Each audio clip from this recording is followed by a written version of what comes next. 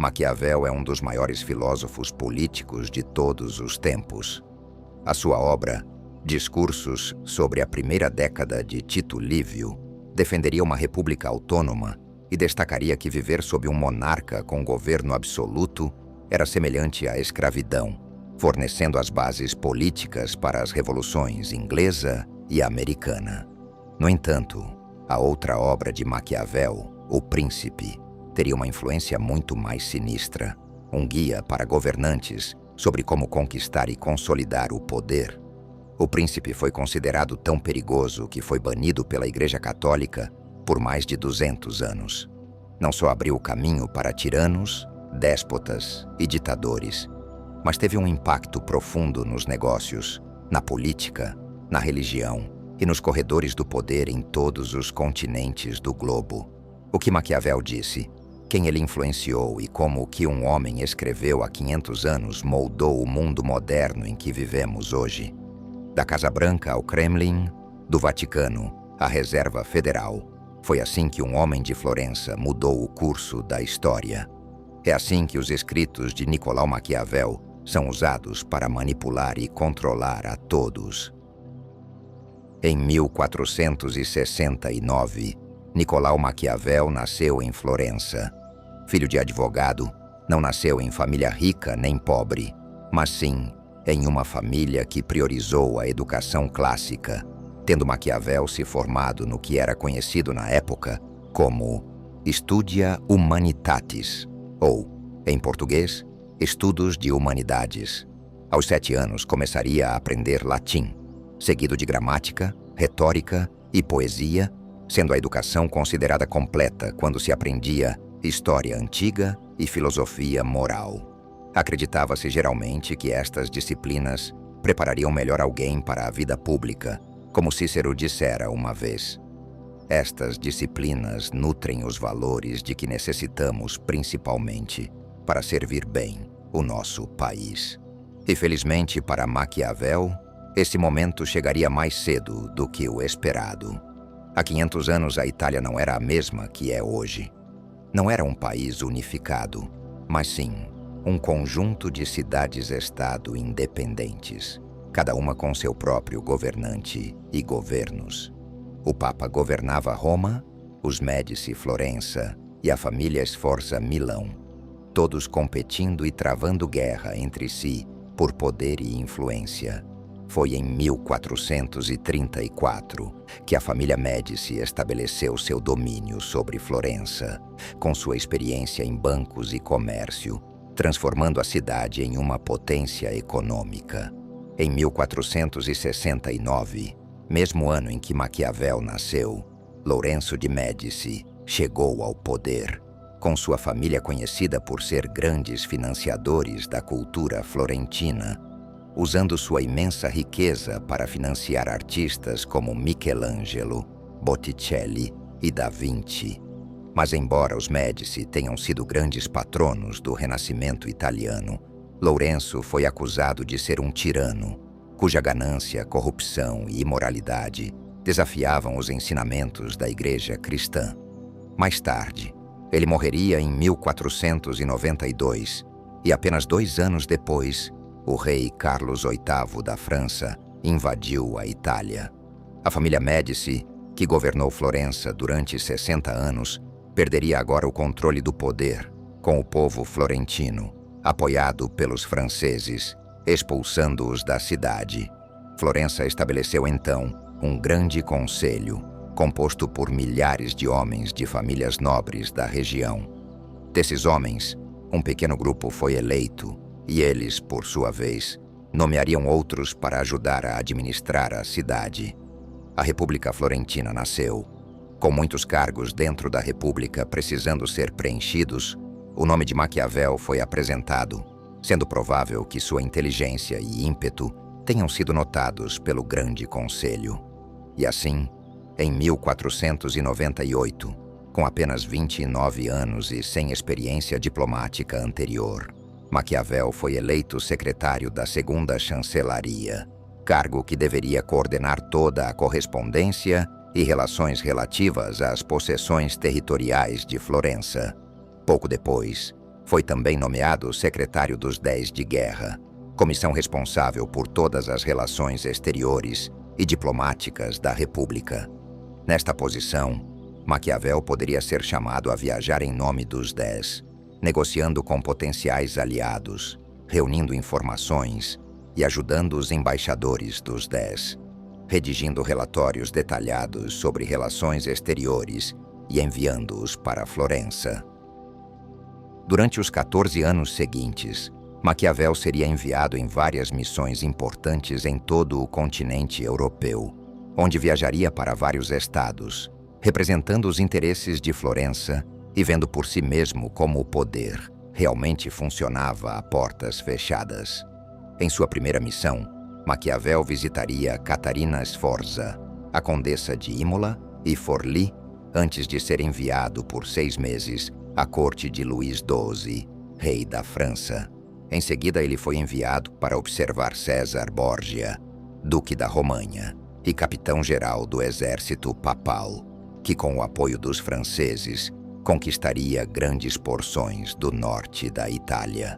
Em 1506, Maquiavel visitaria o novo Papa, Júlio II, fazendo extensas anotações sobre seu caráter e liderança, e 1 ano depois seria enviado em sua última missão à corte do Sacro Imperador Romano, Maximiliano I. Essas experiências diplomáticas, aliadas a lições da história grega e romana, forneceriam a Maquiavel o material necessário para escrever O Príncipe, uma coleção de notas e lições que ele observou sobre política, liderança e manipulação. Longe dos ideais cristãos de modéstia e temperança da época, o príncipe mergulharia nos bastidores e destacaria os verdadeiros mecanismos e táticas que os governantes usam para ganhar, consolidar e exercer o poder. O Príncipe não seria publicado durante a vida de Maquiavel, sendo apenas 5 anos após sua morte, em 1532, que os primeiros exemplares impressos do livro foram distribuídos. Alguns o chamariam de obra do dedo de Satanás e outros de manual para tiranos, com William Shakespeare, no início de 1600, usando o termo Maquiavel para se referir a uma pessoa astuta e intrigante.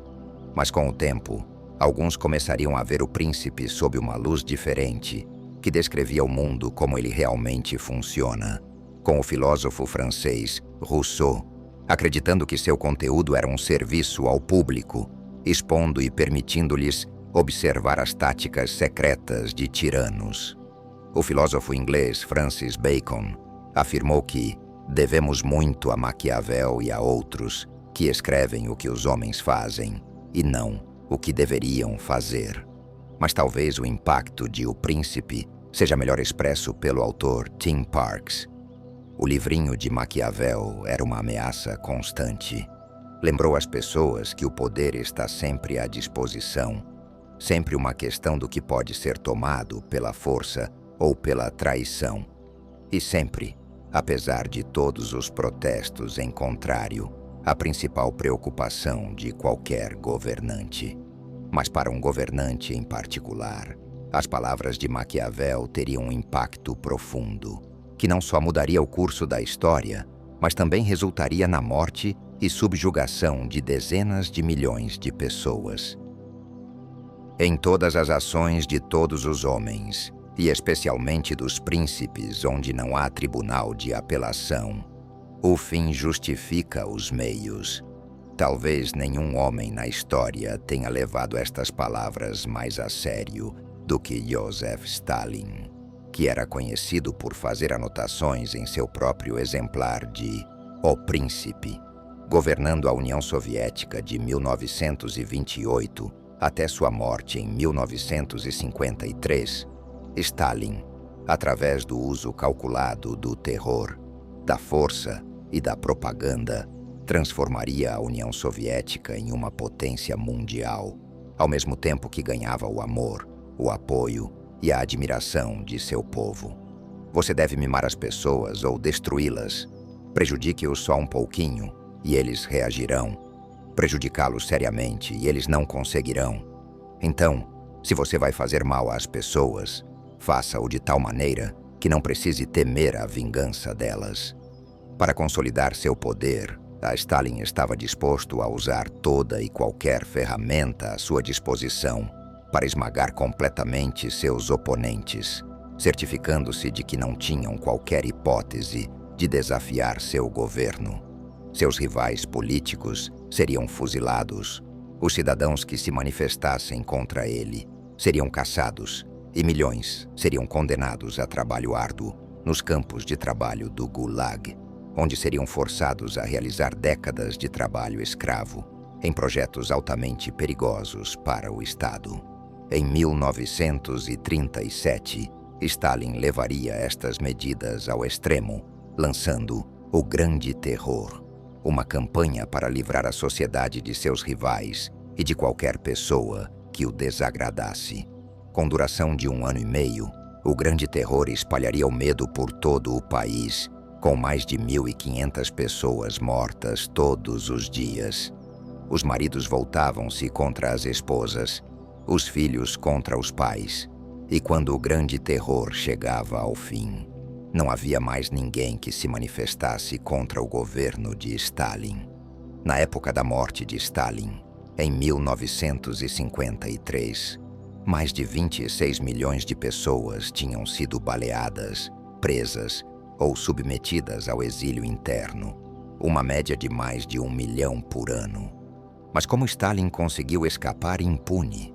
Como ele poderia expurgar, torturar e controlar um império inteiro sem quaisquer repercussões? A resposta está em uma das regras mais importantes de Maquiavel. Enquanto tiver o povo ao seu lado, um governante não precisa se preocupar com conspirações, mas quando estão contra ele e o odeiam, ele terá que observar cada movimento de todos. Stalin compreendeu que o apoio público era crucial para sua posição. Se ele fosse amado e o povo jurasse lealdade apenas a ele, seria muito difícil para seus inimigos destituí-lo do poder. E assim, Stalin iria a extremos para desenvolver um culto à personalidade, com o Estado produzindo um fluxo interminável de propaganda, retratando Stalin como um herói e um deus. Estátuas dele foram erguidas em todo o país. A cidade de Tsaritsyn foi renomeada para Stalingrado, e durante a Segunda Guerra Mundial, o nome de Stalin foi adicionado ao hino nacional. As impressoras também foram nacionalizadas, e apenas escritores oficialmente sancionados puderam publicar livros e escrever peças de teatro. Milhares de cartazes seriam produzidos para torná-lo atraente para todos os aspectos da sociedade. Para o trabalhador, ele era um homem comum, fumando cachimbo e andando de metrô com seus concidadãos. Para as famílias, ele era uma figura paterna, querido pelas crianças que o presenteavam com flores e sorrisos de adoração. E para os soldados, ele era o defensor da mãe Rússia, um grande general, vestindo uniforme militar e liderando os exércitos soviéticos à vitória durante a Segunda Guerra Mundial. A melhor fortaleza que um príncipe pode possuir é o afeto de seu povo. Todos os cidadãos da União Soviética, independentemente de sua idade, seriam alvo da máquina de propaganda de Stalin. Em 1935, a frase "Obrigado, querido camarada Stalin, por uma infância feliz" aparecia acima das portas de creches, orfanatos e escolas. As casas das pessoas também começariam a incorporar salas de Stalin privadas, um lugar com seu retrato, onde poderiam se dedicar totalmente ao seu amado líder. Conhecido por títulos como Gênio Brilhante da Humanidade e Jardineiro da Felicidade Humana, Stalin era conhecido por receber aplausos de pé após seus discursos. A maioria duraria mais de 15 minutos, com a polícia secreta observando atentamente a multidão e prendendo a primeira pessoa que parasse de aplaudir. Um crime punível com 10 anos de trabalhos forçados no Gulag. Com total controle sobre a informação que seus cidadãos recebiam, o culto à personalidade de Stalin seria extremamente eficaz, sendo ele amado pela população em geral, muitos dos quais acreditavam que o país entraria em colapso total sem ele. A morte de Stalin causaria uma enorme manifestação de pesar, com cidadãos de todo o império viajando para Moscou para prestarem seu respeito. Sabe-se que até os prisioneiros do Gulag, muitos dos quais o próprio Stalin enviou para lá, choraram com a notícia de seu falecimento. Com o livro de Maquiavel ao seu lado, Stalin conseguiu convencer uma nação inteira de sua grandeza a sentir amor genuíno por ele, ao mesmo tempo em que cometia inúmeras atrocidades contra ela. Mas não são apenas aqueles do passado que usam os ensinamentos de Maquiavel, pois os políticos do presente são igualmente dúbios, apenas usam diferentes meios de controle, meios menos óbvios para o homem comum. Os meios de comunicação de massa modernos tornaram os líderes mais tirânicos ferozmente amados, até mesmo pelos assuntos dos quais eles se aproveitaram. Mas a influência e os recursos nas mãos de poucos levam eventualmente à agitação. Isso paralisa até mesmo os impérios mais poderosos. Se olharmos para as notícias, podemos ver que esta dinâmica está ainda mais arraigada hoje. Os analistas da Bloomberg estimam que nos próximos 25 anos, mais de 62% da riqueza dos Tom pertencerá ao 1% mais rico. Esse número esmagaria o recorde mundial anterior de 51%, estabelecido em 1928, um ano antes da quebra do mercado de ações e da Grande Depressão, o que significa que é mais difícil do que nunca sobreviver. Felizmente, agora existe uma nova maneira muito interessante de talvez progredir. Ainda não tivemos a oportunidade de investir, mas agora você pode se juntar a nós para obter acesso aos mesmos mercados aos quais os membros da elite da sociedade têm acesso há décadas, tudo graças ao patrocinador de hoje, Masterworks. Ao dar a investidores como você a oportunidade de potencialmente proteger e aumentar sua riqueza com arte de $1 milhão, de primeira linha, e com grau de investimento. Eles entregaram 16 saídas, todas lucrativas para seus investidores. Mas é fácil ver por que quase 800 mil pessoas se inscreveram até agora.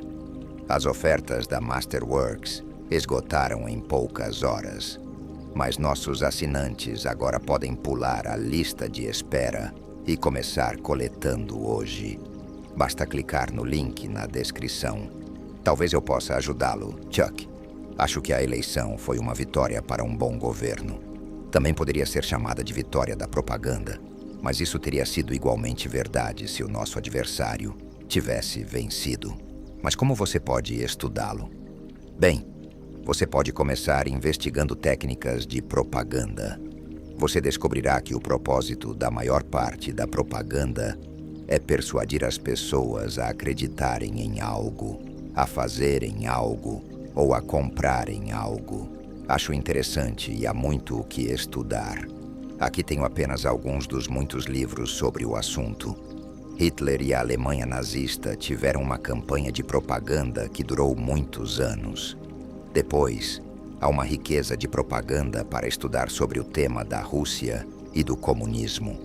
Há propaganda para estudar nas nossas próprias eleições americanas, tanto nacionais como locais, e em muitas das principais questões em que as eleições muitas vezes dependem. Bem, se eu não aprender sobre propaganda, não será porque não há como estudá-la. É isso mesmo, Chuck. Lembre-se das técnicas de propaganda e use o procedimento que descrevemos como uma força poderosa. Tão poderoso que seu estudo sobre propaganda é importante não só para você, mas para mim e para o mundo. Em geral, as pessoas julgam mais pelas aparências do que pela experiência em primeira mão, porque todo mundo consegue ver você, mas quase ninguém lida diretamente com você. Todo mundo vê o que você parece ser, Poucos têm experiência de quem você realmente é. Os políticos modernos priorizam uma coisa acima de tudo: sua aparência. Maquiavel argumenta que os governantes deveriam cultivar a aparência de virtude para se apresentarem como virtuosos e morais, mesmo que não hajam necessariamente dessa forma em privado. Um novo governante nem sempre pode agir de maneira considerada boa, mas é crucial que ele pareça ser bom e, especialmente, que pareça ser excepcionalmente compassivo, leal, humano, honesto e devoto. Qual é a melhor maneira de um político moderno parecer virtuoso? A resposta é gastar, gastar e gastar. Quem não quer mais dinheiro para projetos de infraestrutura, educação, saúde ou serviços sociais? Quanto mais dinheiro um político gasta, mais ele é visto como compassivo e maiores são suas chances de reeleição.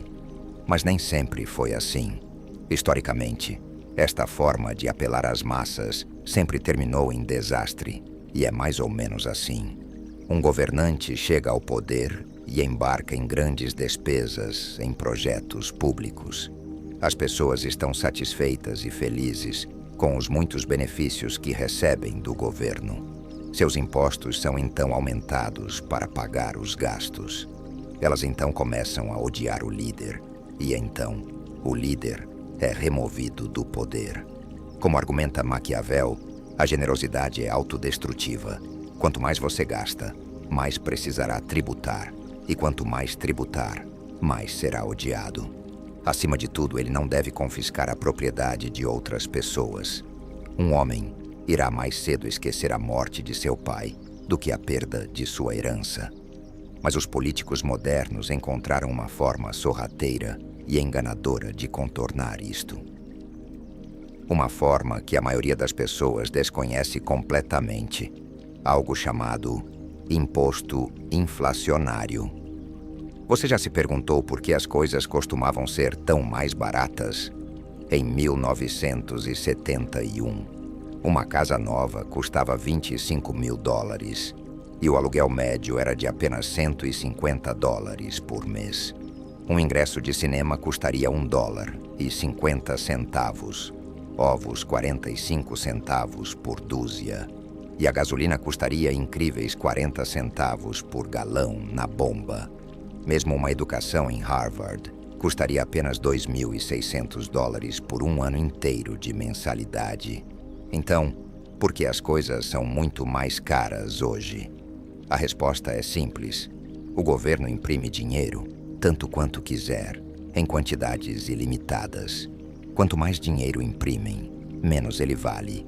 E como resultado, os preços dos bens e serviços sobem. Mas você deve estar se perguntando, como eles conseguem imprimir tanto dinheiro?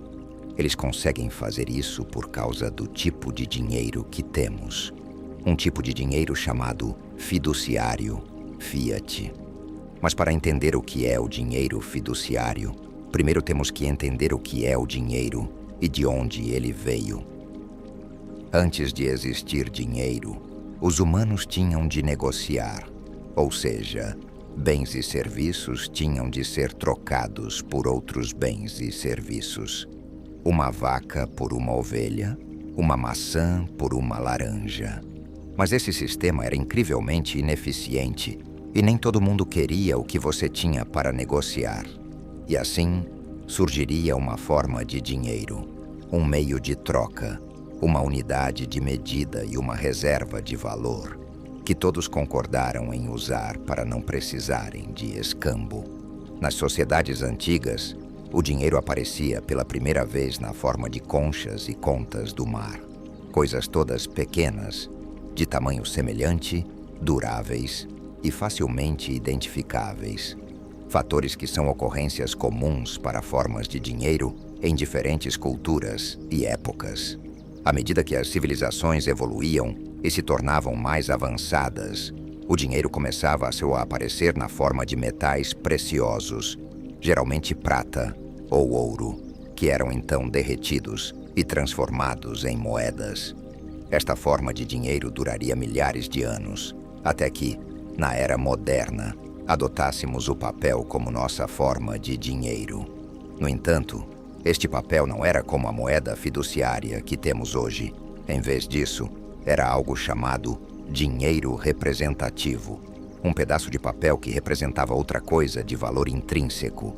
Em vez de terem de carregar muitas moedas de metais pesados, as pessoas depositavam seu dinheiro nos bancos, que por sua vez lhes emitiam notas de papel que representavam a quantidade de metais preciosos que tinham trocado.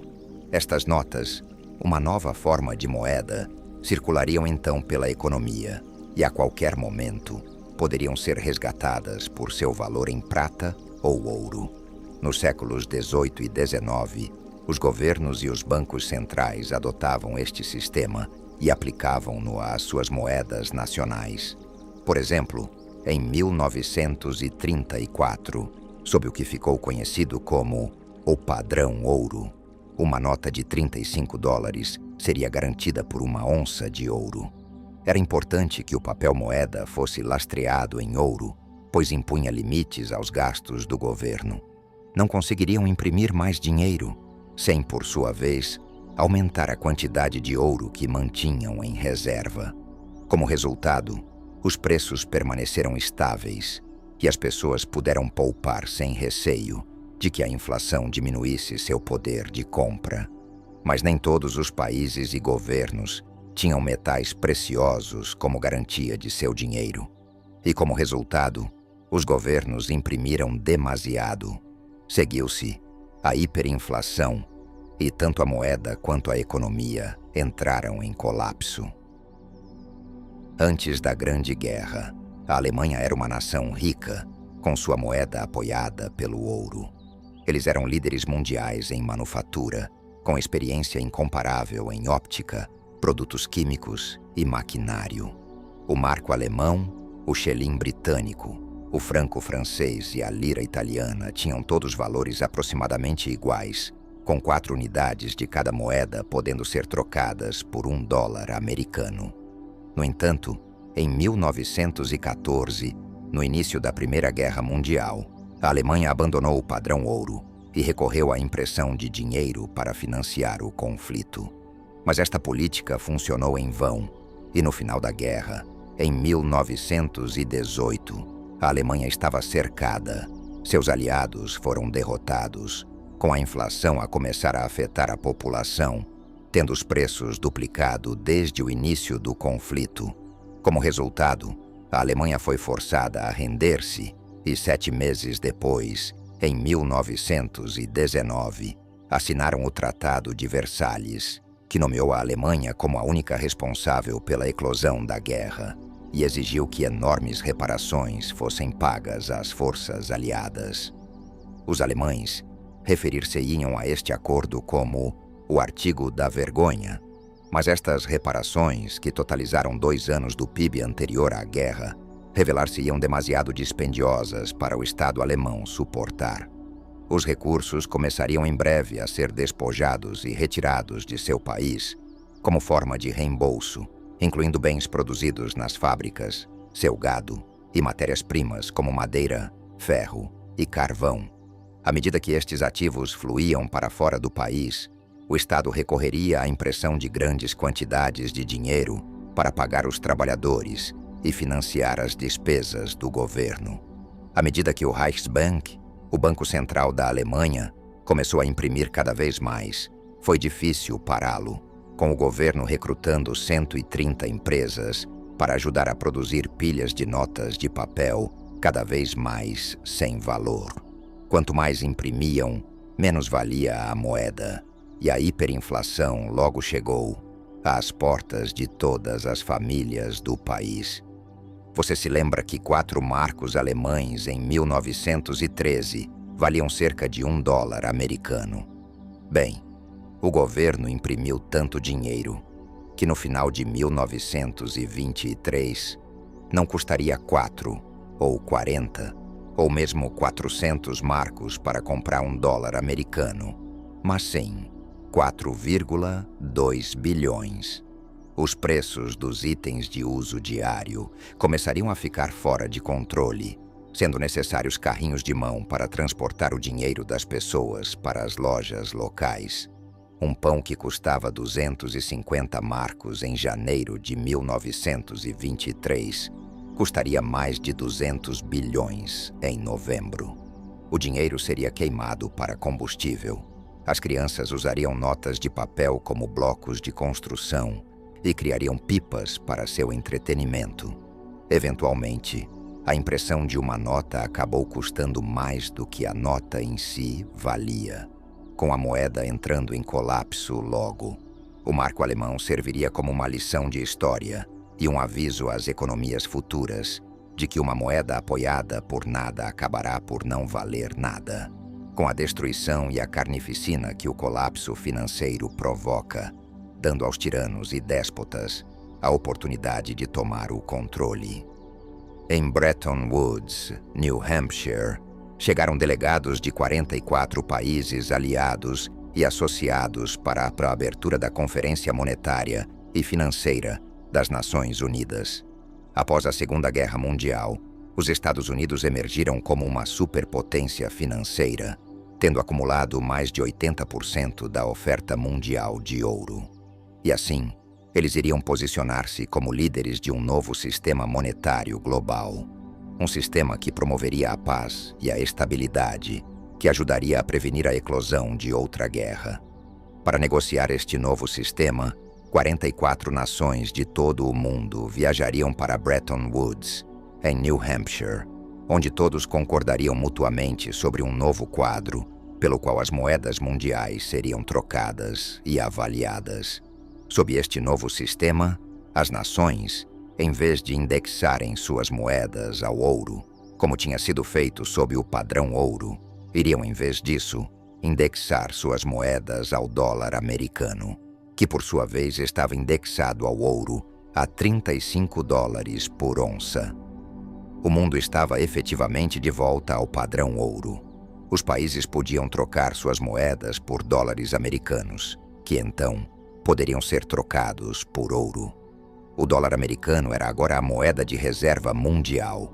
No entanto, avançando 30 anos, a história começaria a se repetir.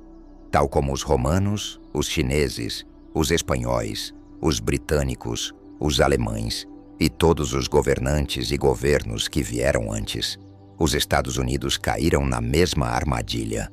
Eles começaram a gastar além de suas possibilidades. Foram introduzidos projetos excessivamente ambiciosos, como a Grande Sociedade, programas sociais destinados a erradicar a pobreza e a Guerra do Vietnã, um conflito geopolítico destinado a impedir a propagação do comunismo, começou a absorver vastas somas de despesas governamentais. As nações estrangeiras, percebendo que o governo dos Elmesenståmdil tinha impresso mais dinheiro para financiar estes empreendimentos do que tinham em reservas de ouro, começariam a entrar em pânico e iniciariam o processo de troca de seus dólares por ouro. Com as reservas de ouro do país esgotadas, Richard Nixon, em 15 de agosto de 1971, dirigiu-se à nação através da televisão e declarou que estava impedindo a conversibilidade internacional do dólar americano em ouro. Assim, orientei o secretário do Tesouro a tomar as medidas necessárias para defender o dólar contra os especuladores. Ordenei ao secretário Connally que suspendesse temporariamente a conversibilidade do dólar em ouro ou outros ativos de reserva, exceto em montantes e condições determinados, como sendo do interesse da estabilidade monetária e dos melhores interesses dos Estados Unidos. Desde 1971, o valor das casas tornou-se parabólico, ultrapassando em muito o crescimento do rendimento durante o mesmo período. Nas décadas de 1950, 60 e 70, seriam necessários em média 2,5 anos de trabalho para poupar e comprar uma casa. Em 2020, esse número aumentou para 7 anos. Preços de casas aumentaram tanto que agora você precisa trabalhar quase 3 vezes mais só para comprar a mesma casa. O sonho americano A velha história de cada um de acordo com sua própria capacidade, onde uma família média poderia acumular uma fortuna modesta e possuir um pequeno terreno com uma casa e uma pequena cerca branca, estava agora fora do alcance da maioria dos americanos. O sonho americano estava lentamente a transformar-se no pesadelo americano, onde até os bens e serviços mais básicos se tornavam inacessíveis para o cidadão comum. Então, o que eles fizeram? Recorreram à dívida, ao crédito fácil, que lhes permitiria viver a mesma vida que seus pais. Embora tudo ficasse mais caro, os americanos contraíam empréstimos enquanto acumulavam a maior dívida de qualquer geração na história. A inflação prejudica a todos, mas prejudica um grupo em particular de forma mais severa: os pobres. Os ricos conhecem o jogo que está sendo jogado, e é por isso que se protegem contra a inflação ao possuir ativos, como ouro, imóveis, ações, Bitcoin e arte rara. Quando o governo imprime mais dinheiro, estes ativos, em média, aumentam de valor ao longo do tempo. Mas para os pobres, que detêm a maior parte de sua riqueza em dinheiro, o valor de seu dinheiro é totalmente destruído e eles são esmagados pelo aumento do custo de vida. A inflação é a doença mais destrutiva conhecida pelas sociedades modernas. Não há nada que destrua uma sociedade tão completa e completamente como deixar a inflação correr solta. A inflação não surge porque você tem consumidores que são perdulários. Eles sempre foram perdulários. Isso não surge porque você tem empresários gananciosos. Eles sempre foram gananciosos. A inflação surge porque nós, como cidadãos, temos pedido a vocês, como políticos, que realizem uma tarefa impossível. Temos pedido que você gaste o dinheiro de outra pessoa conosco, mas não gaste nosso dinheiro com mais ninguém.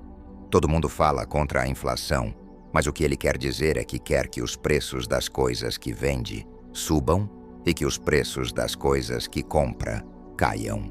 O verdadeiro imposto sobre o povo americano não é o que vocês rotulam de impostos, é o gasto total. Se o Congresso gasta 50 bilhões de dólares a mais do que arrecada, se o governo gasta 50 bilhões de dólares, quem você acha que paga esses 50 bilhões de dólares? Os sheiks árabes não estão pagando. Papai Noel não está pagando. A fada do dente não está pagando. Você e eu, como contribuintes, estamos pagando indiretamente por meio de impostos ocultos. Mas não são apenas os Estados Unidos e o dólar que estão enfrentando inflação. Quer detenhamos a naira nigeriana, o peso argentino ou a lira turca, os governos de todo o mundo estão roubando a riqueza de suas populações à medida que a inflação desgasta o poder de compra de suas moedas. Então, o que vai acontecer a partir daqui? Bem, vai ficar muito pior em todos os lugares. Os governos e os políticos nos Iwabistua e em todo o mundo não estão interessados na trajetória de longo prazo de suas nações. Em vez disso, concentram-se apenas no ciclo eleitoral, no que podem prometer agora e no que lhes trará mais votos. Eles estão interessados em poder. E se tiverem de gastar grandes somas de dinheiro em diferentes programas, a fim de subornar o público para que vote neles, é isso que farão. E por que não? Já não precisam de aumentar os impostos da população para financiar estes projetos. Eles simplesmente imprimem o dinheiro, mantêm-se no poder enquanto podem, e a população não sabe por que tudo à sua volta está desmoronando. Infelizmente, a dívida na maioria das nações já é demasiado grande para ser paga, pelo que será necessário emitir mais dinheiro para saldá-la. Por outras palavras, a dívida já é tão elevada que a única forma de avançar é as nações imprimirem mais dinheiro e, ao fazê-lo, inflacionarem sua saída até que suas moedas se tornem inúteis. A relação dívida-PIB nos Estados Unidos já é superior a 130%, o dobro do tamanho da economia e superior ao registrado durante a Segunda Guerra Mundial. Em 2050, Espera-se que essa relação exceda 200% do PIB, totalizando mais de 100 trilhões de dólares de dívida, até o final do século, no ano 2100. Daqui a apenas 73 anos, se os políticos continuarem no mesmo caminho de impressão de dinheiro em que estão atualmente, a dívida nacional excederá um quatrilhão de dólares. Quer seja daqui a 10, 50 ou 100 anos, mais cedo ou mais tarde, as galinhas voltarão para o poleiro. Como disse Maquiavel, se você está determinado a que as pessoas pensem em você como generoso, você terá que ser pródigo de todas as maneiras possíveis. Naturalmente, um governante que siga esta política irá em breve esgotar toda a sua riqueza a tal ponto que, se quiser manter sua reputação, terá de impor impostos especiais e fazer tudo o que um governante puder para angariar dinheiro. Seu povo começará a odiá-lo e ninguém o respeitará, agora que ele não tem dinheiro. Como sua generosidade terá prejudicado a maioria e beneficiado apenas alguns, ele estará vulnerável às primeiras más notícias, e o primeiro perigo real poderá muito bem derrubá-lo. Quando ele perceber isso e tentar mudar de atitude, será imediatamente acusado de frugalidade. Em 2023, a dívida global atingiu um recorde de 300 trilhões de dólares. Isso equivale a 37.500 dólares para cada pessoa no planeta. O papel moeda pode ser abusado. Foi, é e sempre será abusado em todos os países em que é permitido. Thomas Jefferson, 1813.